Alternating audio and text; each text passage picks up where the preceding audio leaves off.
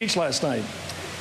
The right wing is coming home, Chris. They're all coming home from the fever swamps and forests. They're all coming home to Sister Sarah. It was a phenomenal speech, Chris, on the levels you mentioned. But more important than that, I mean, it was she's been under fire for 3 days terribly, just as a human story. The woman got up there. She'd never been on national television before, never spoken to a convention like that. And it was an astonishing performance. And it's not only her critics, but her friends and her critics. Both are saying so, and I think it's made this convention a tremendous success. The enthusiasm factor is now roughly equal on both sides. But, you know, I think there are women all over America who must have said, here's a young woman under fire. Let's see how she performs. Forget politics.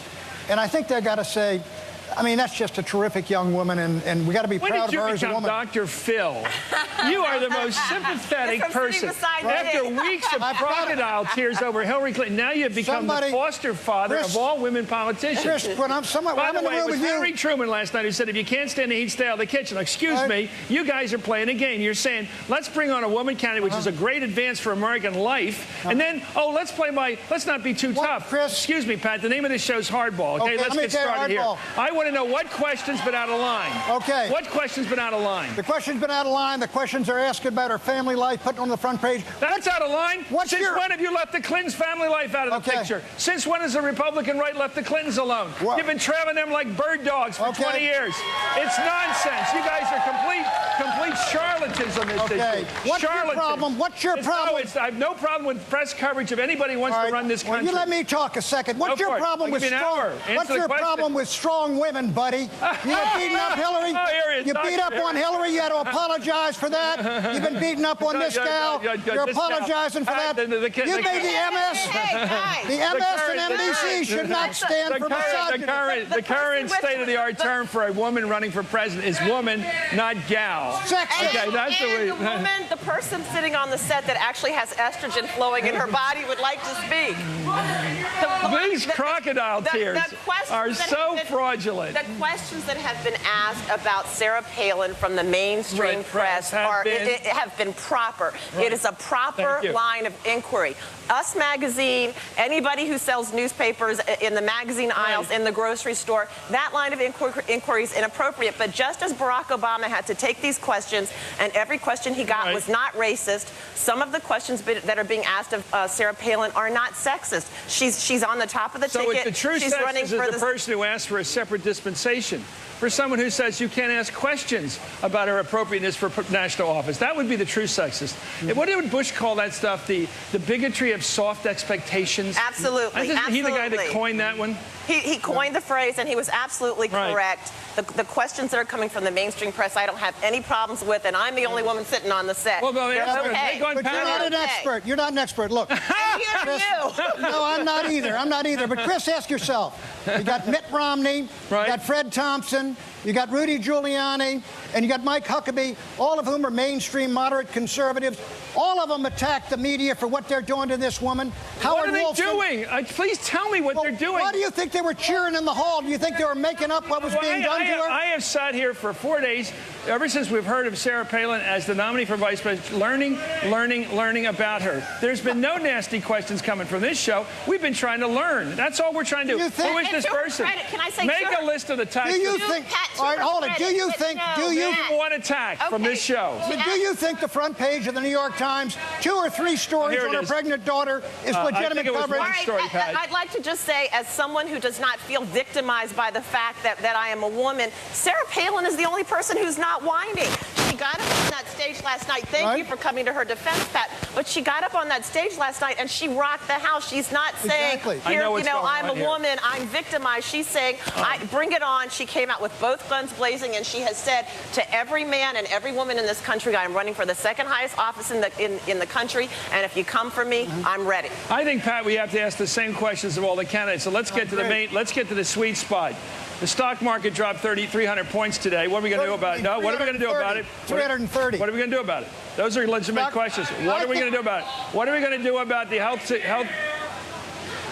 I think those are not only legitimate questions, they're valid issues. Why is the dollar sinking? Why is the market going down? Why is it, housing. These are all economic So these are the questions that the candidate for vice president, the candidates for president both should submit themselves to on the Sunday talk shows, the weekday talk shows, the radio shows. They should get out there and answer the questions. Pat, I'm answering you the question. All right, is that right?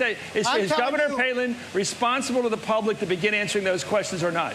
What Governor Palin and John McCain ought to do is run the campaign they want to do, communicate in the ways they want to communicate. You're not answering the question. I'm not. They don't owe you a damn thing, See, that's Chris the Matthews. Point. So we can't ask any questions to the candidates. Ask them right into the camera. This is an interesting kind of campaign that the candidate for president will give a speech, which everyone likes, and then move on to what? The election? When is there a question put to the candidate, Pat? You can ask her. Reporters, governor can ask her questions. You can invite her on this show, Larry King, Meet the Press.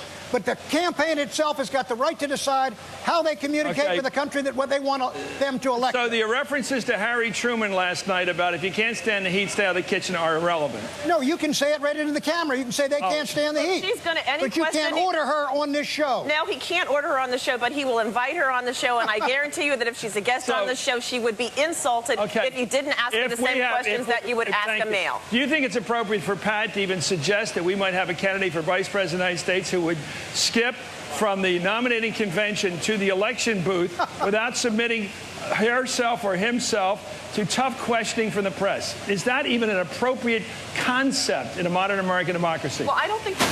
I'm hoping that that's not what Pat is suggesting.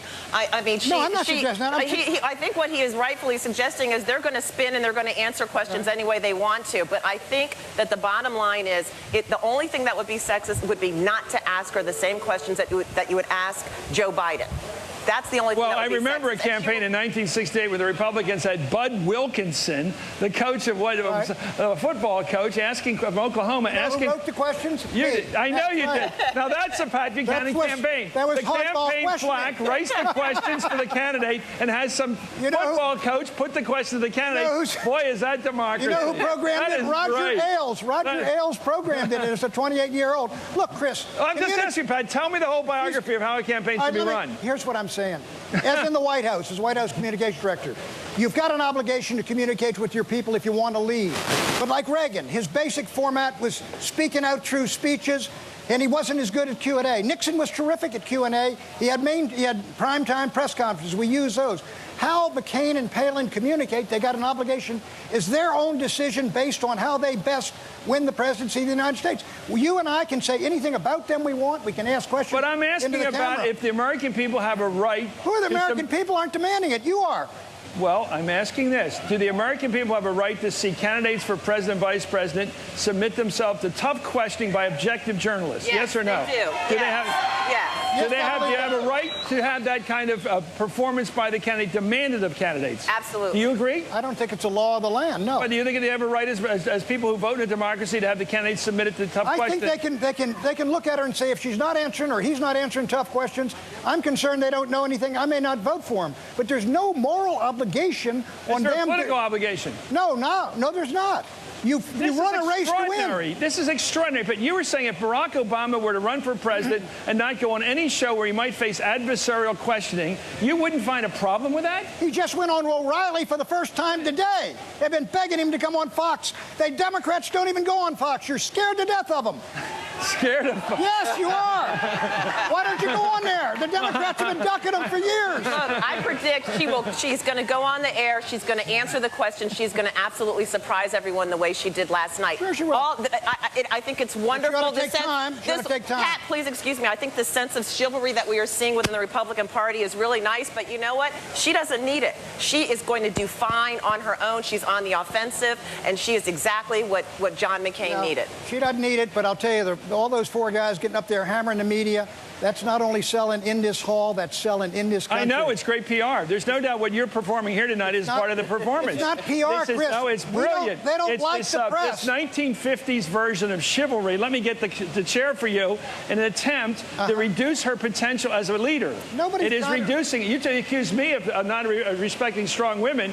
This courtesy that you expect people to show her is debasing her potential as a leader of this country. You should have shown her the courtesy for the last 3 or 4 days. I have done so. I have not said a word against her. But I cannot stop your magazines like Us Weekly that you read from going after her. I mean, the fact that when you go shopping for Shelley, I know you're such a modern guy. I know you're going through Safeway with your cart every day, like a regular Mr. Mom. It's such an absurdity that you're playing this part. You are the most traditional husband in the American planet, and you're portraying yourself as Phil, Dr. Phil. I'm sorry, Alan Alda.